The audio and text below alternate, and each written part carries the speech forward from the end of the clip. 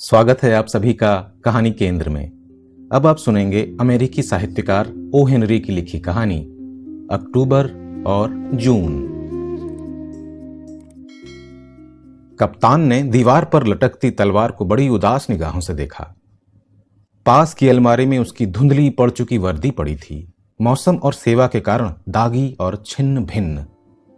कितना अरसा बीत गया लगता है उन युद्ध के चेतावनी संकेतों के बाद, और अब अपने देश के संकट काल के समय अपनी योग्यता का प्रमाण देने वाला ये अनुभवी कप्तान एक औरत की मद भरी आंखों और मुस्कुराते होठों के आगे संपूर्ण समर्पण मात्र बनकर रह गया था।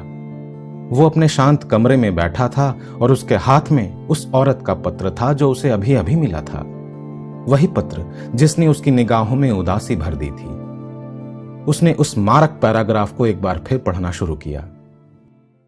आपके इस आदर को जो आपने अपनी पत्नी बनने का आमंत्रण देकर मुझे बख्शा है, अस्वीकार करते हुए मैं महसूस करती हूं मुझे सब कुछ खुले मन से कहना चाहिए।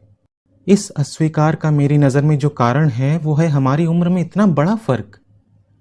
मैं आपको बहुत बहुत चाहती हूं, लेकिन मुझे पूरा विश्वास है हमारी शादी सफल नहीं हो पाएगी। मुझे इस बात को लिखते हुए सख्त अफसोस हो रहा है, लेकिन मेरा विश्वास है कि सही कारण बताने की मेरी इस ईमानदारी की आप दाद जरूर देंगे। कप्तान ने आह भर ली और अपना सिर अपने हाथ पर झुका लिया। सच है, उनकी उम्र के दरमियान कई बरस थे, लेकिन वो शक्तिशाली और कठोर था। उसका मान था, उसके पास दौलत भी थी। क्या उसका प्यार, उसकी देखभाल और उसकी क्षमताएं भी उससे उम्र का सवाल नहीं भुलवा पाएंगी? और फिर उसे इस बात का पक्का यकीन था कि वो उसका ख्याल करती थी। 2 घंटे बाद जिंदगी के सबसे बड़े संघर्ष के लिए वो तैयार खड़ा था। उसने टेनेसी के प्राचीन दक्षिणी नगर की गाड़ी पकड़ी। वो वहीं रहती थी। जब कप्तान उस पुरानी हवेली के द्वार के भीतर घुसकर बजरी के रास्ते पर आगे बढ़ा, तब थियोडोरा डेमिंग सीढ़ियों पर बैठी गर्मी की उस सुहानी शाम का आनंद ले रही थी। वो कप्तान से ऐसी मुस्कुराहट लिए हुए मिली जिसमें किसी तरह की परेशानी नहीं छुपी थी। मुझे आपके आने की उम्मीद नहीं थी, थियोडोरा बोली, पर अब जब आप आ ही गए हैं तो आप मेरे साथ बैठिए। क्या आपको मेरा पत्र नहीं मिला? मिला था, कप्तान ने कहा, और उसी के लिए मैं आया हूं। मैं कहना चाहता हूं थियो, अपने जवाब पर एक बार फिर विचार कर लो। नहीं करोगी क्या? नहीं नहीं, थियो ने कहा और अपना सिर हिलाया। अब उसका सवाल ही नहीं उठता। मैं आपको बेहद पसंद करती हूं, लेकिन शादी से बात नहीं बनेगी। मेरी उम्र और आपकी उम्र। पर मुझसे अब फिर वही मत कहलवाइए, मैंने पत्र में लिख ही दिया था। कप्तान का मुंह लाल हो गया। थोड़ी देर के लिए वो खामोश रहा और शाम के धुंधलके में घूरता रहा। सच है, भाग्य और काल पिता ने उसके साथ बड़ा दगा किया था। उसके और उसकी खुशी के बीच मात्र कुछ बरस आकर अटक गए थे। थियोडोरा का हाथ नीचे की ओर खिसका और उसके भूरे हाथ में जाकर फंस गया। आखिरकार उसे उस भाव की अनुभूति तो हुई जो प्यार से इतना ज्यादा संबद्ध है। इतनी गंभीरता से मत लीजिए इसे, वो विनम्र स्वर में बोली। जो भी हो रहा है अच्छे के लिए ही हो रहा है। मैंने इस पर अपने आप से बड़ा तर्क वितर्क किया है। एक दिन आप खुद महसूस करेंगे कि मैंने आपसे शादी नहीं की सो अच्छा ही हुआ।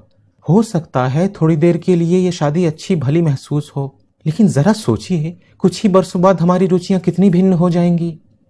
हम में से एक अंगीठी के पास बैठकर कुछ पढ़ना पसंद करेगा, या हो सकता है शामों में मिलकर गठिए या दिमागी थकावट का इलाज करना चाहेगा, जबकि दूसरा नृत्यों, थिएटरों और रात को देर तक चलने वाली भोजन पार्टियों के लिए पागल हो रहा होगा।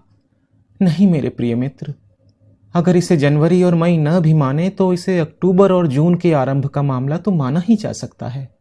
मैं हमेशा वही करूंगा थियो जो तुम चाहोगी कि मैं करूं, अगर तुम चाहोगी। नहीं, आप नहीं करेंगे। आप अभी ऐसा सोचते हैं कि आप कर लेंगे, पर आप नहीं कर पाएंगे। कृपया मुझसे दोबारा ये बात मत कहिए। कप्तान हार चुका था।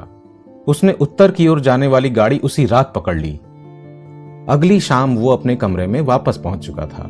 वो रात के भोजन के लिए कपड़े बदल रहा था और बो में सफेद टाई बांध रहा था, और उसी क्षण वो अपने मन में कुछ सोचता भी जा रहा था। अपने सिर की कसम, लगता है थियो ठीक ही कहती थी। कोई आदमी इस बात से इनकार नहीं कर सकता कि वो बेहद जवान और खूबसूरत है, पर बड़े खुले मन से भी हिसाब लगाया जाए तो भी वो 28 से कम की क्या होगी। और दोस्तों, कप्तान आप जानते ही हैं केवल 19 का था। और उसे अपनी तलवार निकालने की कभी जरूरत ही नहीं पड़ी, सिवाय एक बार के, और वो भी उसने चाटानुगा के परेड ग्राउंड में निकाली थी। कह सकते हैं कि स्पेनिश अमेरिकी युद्ध की ओर बढ़ने में वो उसकी आखिरी सीमा थी।